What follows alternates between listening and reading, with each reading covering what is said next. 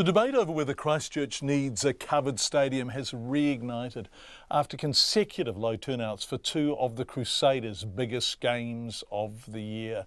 One night in particular brutally cold. The temporary AMI stadium was almost half empty for last Saturday's semi-final against the Chiefs as temperatures plummeted to -2.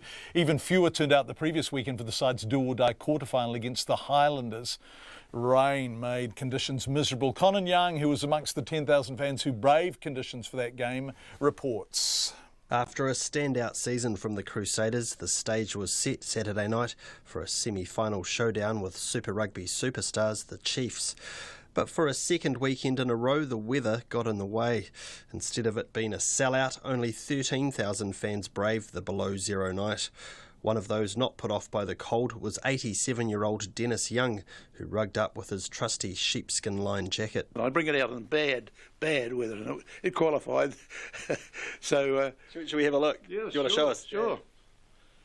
I can hardly lift it, it's so heavy. A little bit of cold weather was never going to stop former All Blacks hooker Dennis Young from going to this game. He's endured worse, including his first ever match for Canterbury, which just happened to be against the Lions.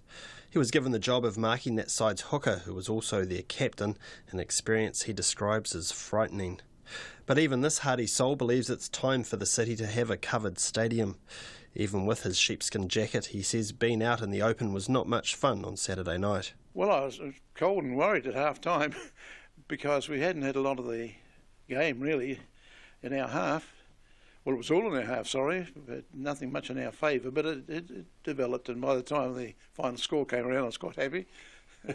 Just to get out of there and get warmed up? Exactly, yes. While the cold was the thing that kept people home at the weekend, it was the wet that did it the week before that, when chaotic weather and flooding threw the Crusaders' game against the Highlanders in jeopardy. In the build-up to last weekend's match, 15,000 seats had been sold, but just 10,000 turned up on Saturday night. This reporter was amongst them and can report it was very wet and very cold. Things were particularly rough for young families in the uncovered take-a-kid-to-footy seats, with some of the younger fans reduced to tears after it all got too much for them. It's these scenes the chief executive of the Crusaders Rugby, Hamish Riak, is keen to see the back of. He says there's a direct correlation between bad weather and low turnouts. We could see it in our ticket sales during the week, started off pretty positively and they were selling well. And then we had a forecast that another southerly was coming through, and the ticket sales just stopped.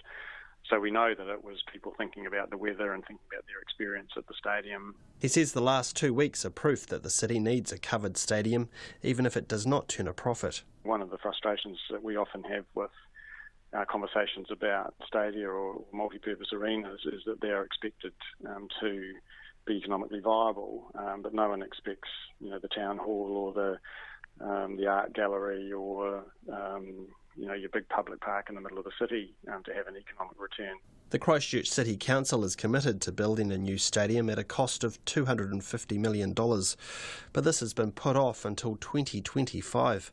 A ray of sunshine for those not happy about spending another 8 years getting wet and cold at the rugby has been provided by a pre-feasibility study the council is doing on whether the stadium should have a roof and whether it should be built sooner. The results of that are due in August. In Ototahi for Checkpoint, ko Conan Young tēnei.